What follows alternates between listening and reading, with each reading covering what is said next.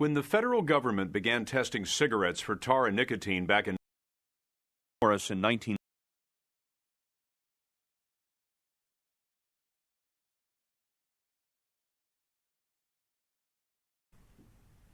When the federal government began testing cigarettes for tar and nicotine back in 1967, it revolutionized smoking, launching the era of light cigarettes.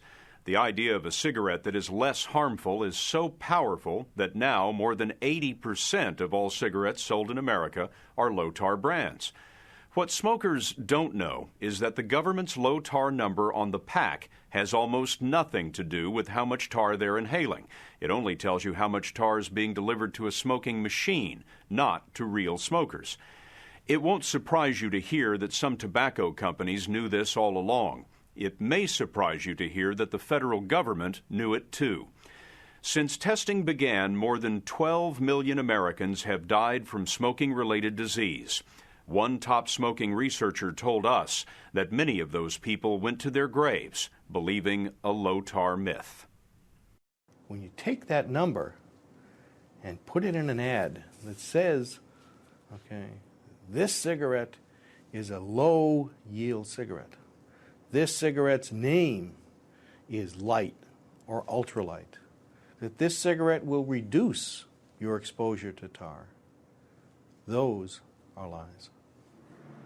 Dr. David Burns has written or edited nearly every U.S. Surgeon General's report on smoking since 1975. He once believed that the government's low-tar numbers meant something to smokers, but not anymore. When a smoker picks up a pack of cigarettes, looks on the label and says 1 milligram of tar, what does that smoker think? The studies that have been done suggest that that smoker thinks, number one, they're going to get less tar, and number two, because they're getting less tar, that the cigarette is going to have less risk. What's the truth?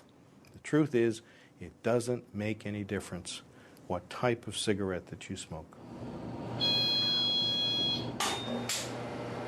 This is the machine that lights up for the U.S. Federal Trade Commission test. It measures the addictive nicotine and cancer-causing tar.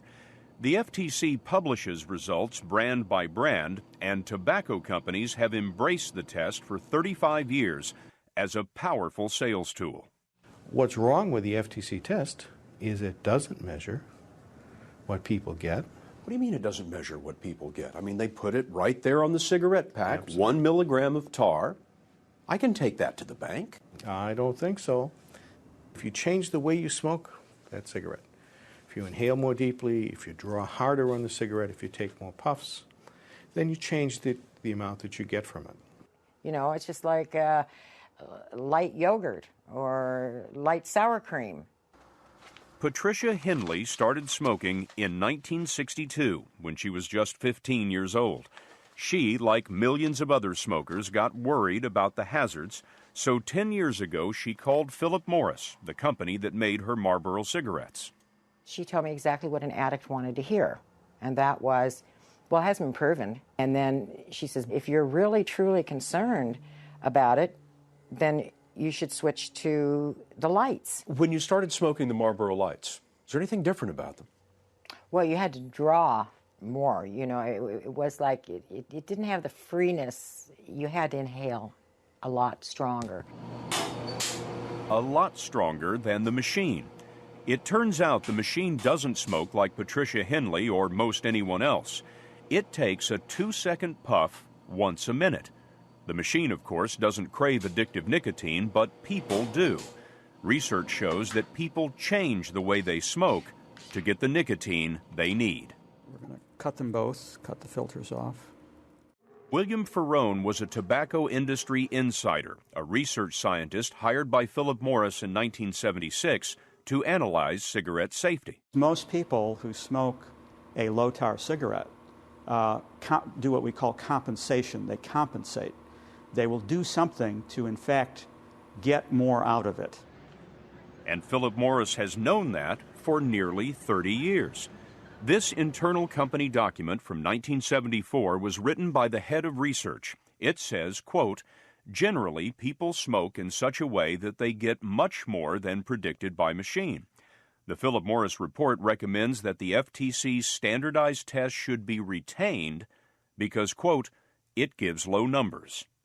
So how does the cigarette deliver less tar to the machine and more tar to the smoker? Ferrone showed us what most smokers overlook. If you look closely, you can in fact see the holes right here. Tiny holes in the filter allow fresh air to dilute the smoke. If I were to cover these with my fingers, I would get more tar than I would get if they weren't covered. If I put my lips over those holes, I would get more. If I suck harder, I can get more. So there's many ways that I can defeat the idea of putting those holes there. Another way to compensate is to simply smoke more. It's a scam.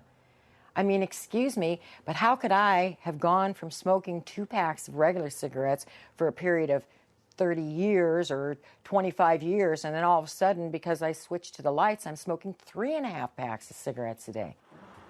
Physician David Burns, editor of many of the Surgeon General's reports on smoking, says cigarette design led to misleading numbers.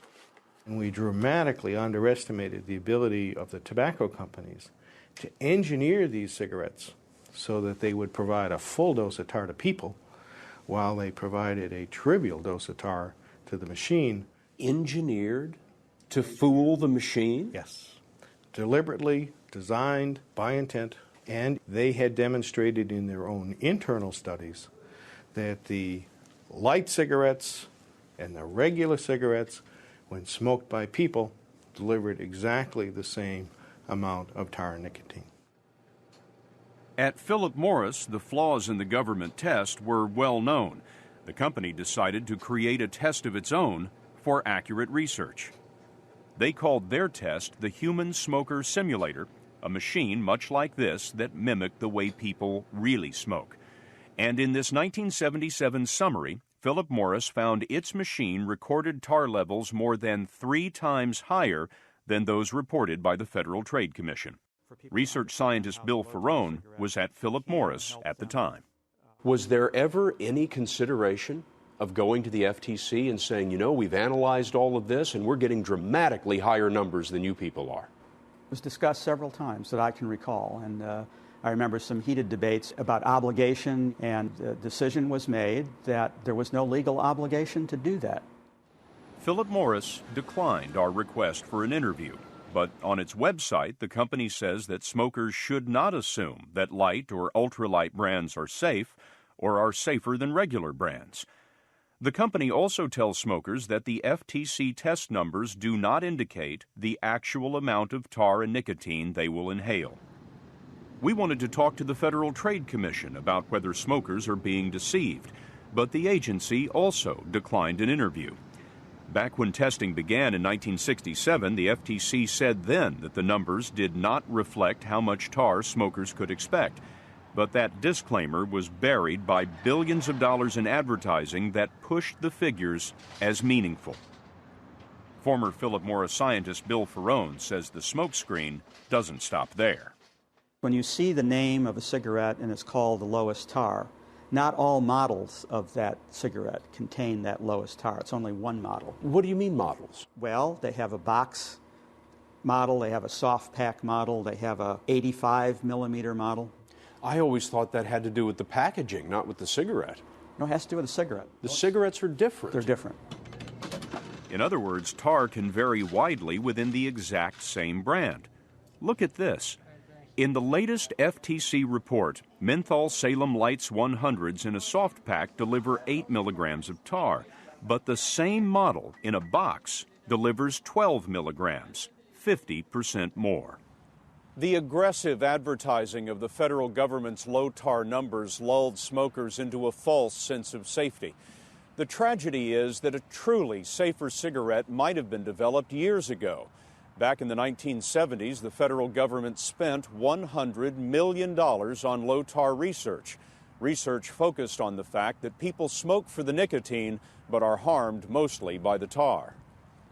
Gio Gori, an Italian-American biologist working for the National Cancer Institute, headed the low tar program.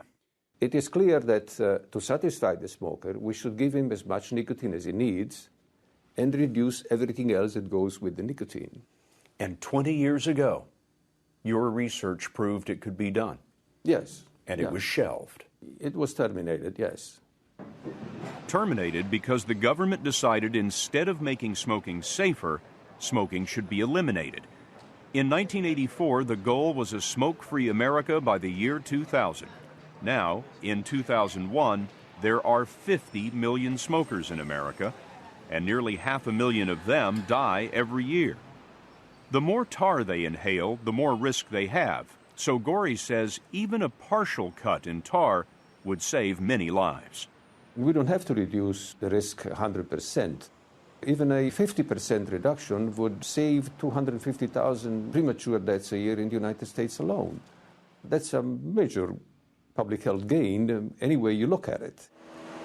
If reducing tar means fewer deaths, we wondered what public health experts like Dr. David Burns have seen over the 30-year history of low-tar brands.